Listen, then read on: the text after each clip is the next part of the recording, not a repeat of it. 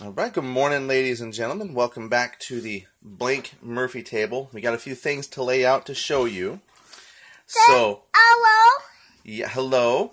So what we're going to do is show you what I'm working on next. We finished up the Armageddon War Kickstarter successfully. And now we're moving on, getting ready for the next one. So I want to show you components that I'm working on here. Now this is for Platoon Commander Kursk. I know we've talked about this one for a while, but when we did the poll, we did Armageddon War based on viewer feedback. But now we're getting ready, I think, for Platoon Commander Kursk, and so I want to show you what I'm doing here to make some of the playtest components. So what I've got here, this is an example of some of the counters that I'm cutting out. What I did is I printed out the counters, and I got this chipboard that I found. I'm trying to find one here. This chipboard I'm using is pretty thin, but you know, these are playtest components, so this is, Look at that. yeah, it's thicker than cardstock, so it's a little bit thicker than cardstock. It's still kind of flimsy, but once you print it, it was like almost the exact size of the sheet here. So what I did is the print, it leaves margins, and so just to help line things up, I cut the far off margin on, you know, matching sides once you get the flip kind of matched, and then it lines up on the paper, the top and bottom, I mean, like almost perfectly. So then when I start cutting it out with the guillotine, go ahead and show them, honey. Here, show them some of what you got there. Show it to the camera.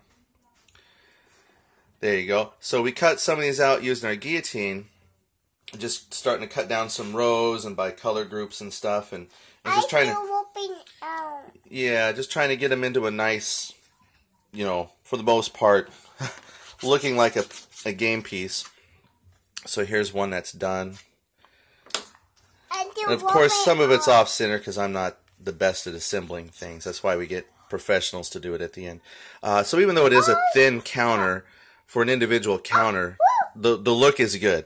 It's so much better than like thick cardboard I've been using in the past. So what I do is, after I print, I use spray adhesive. You can find different, I don't know how much this was. I think I got this at Walmart, but spray adhesive onto the cardboard. It's very hot. And then just, what I do is I spray one edge of the chipboard, and well, like for example, I have the paper lined up here how I want, and I spray the opposite end, and I lay the paper down so it gets caught here in place where I want it.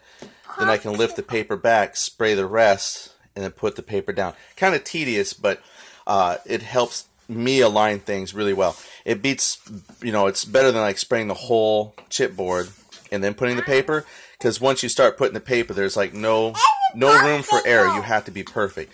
But if you can just lay it how you want, spray one end, tack it down, then you can spray the rest. So that gives me four pages worth of counters I gotta do. And here's like the initiative. The initiative turned out pretty good. Initiative, or maybe that's the one I showed you earlier. This is a card. And then we've got game turn. That's a card. Yeah, that's some card. It's got a card. Don't eat it. No, don't. No, it's you're. popsicle. No, they're not popsicles. Don't eat them. You're not Godzilla today. All right, so there we go. We've got playtest counters on the way, and the print looks really good. This is on their standard paper down at the print store. Don't chew on them. So, if this will focus, I think they turn out really good. Now, the gentleman who was helping me print these out, he says if you print to their cardstock, stop eating the pieces. He says the cardstock versions turn out even better. Now, the only problem I had was to get the play cards. To get the play cards at the original size, it was going to be a huge piece of paper. The problem with the print store is they take your image and they get it to fit on the paper as best they can. But depending on the size of your print, what that means is it's sometimes you'll print out, like this is, the paper that this was printed on was about 3 times as long as this. And this only covered up one portion.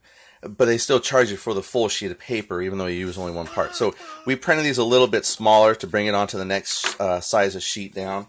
But that's the back of the cards. And then we have the fronts.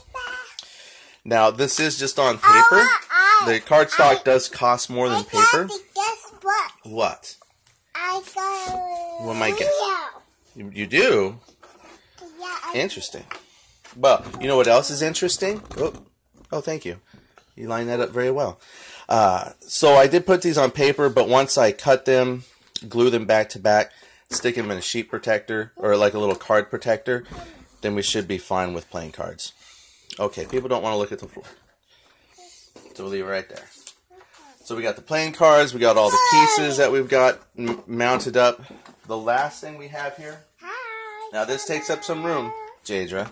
Don't touch, because watch, Jadra, we're going to lay this down. Oh, the maps. Maps. So now we have the 2 maps. Now the map, they were able to get this printed in its original size. The counters, they said, in order to fit on the paper without going to the, next huge sizes of paper up. So the counters are going to be a little bit smaller. But, as you can see, this is about how it's going to be with the game. Let's see. I'm trying to move this in. So the hexes are 1 inch. The counters are going to be about 1 inch. Yeah, and there are 2 maps. And they're going to be geomorphic. I got this upside down. The maps are upside down. Okay. Don't lose initiative. There we go. So you're going to have these 2 geomorphic maps. And let's see here. I haven't cut any vehicles yet, but let's say this was a vehicle. So as you can see, the counters, these counters are almost to the actual size that we're going to have. But they fit real nice inside the hexes. So all in all, I think this is going to be another gorgeous game. Let's grab. Yeah, I haven't cut any individual vehicles, but we'll just take a peek here. For example, like even just the trucks. Here's your little truck.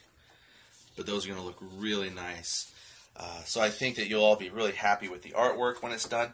Plus, people will print these things more professionally than I can, so your counters are going to look much, much better.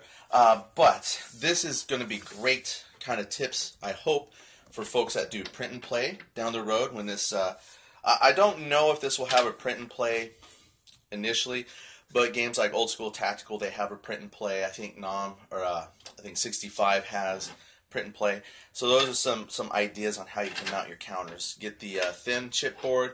Get the spray adhesive, print your counters, and then what I do is I cut them with the guillotine that we bought from Walmart as well, and they turn out really well. So you can make your own print and play games. Anyway, that's it. Just wanted to show you we got Platoon Commander Kursk coming pretty soon. Once I have all this cut, then we can actually maybe put some games down, explain some rules, and I don't know when this will be coming to the Kickstarter. But I hope that as we run the Kickstarter, I'll be able to show you lots of gameplay. And I hope you enjoy it. Thank you so much. All right, say bye-bye. Goodbye, everybody. All right, thanks a lot. Bye-bye. Don't forget the guy. Oh, don't forget to what? Don't forget the guy. Don't forget to subscribe. She watches a lot of YouTube. All right, thanks a lot. Don't forget the guy. Bye-bye. Bye. Bye.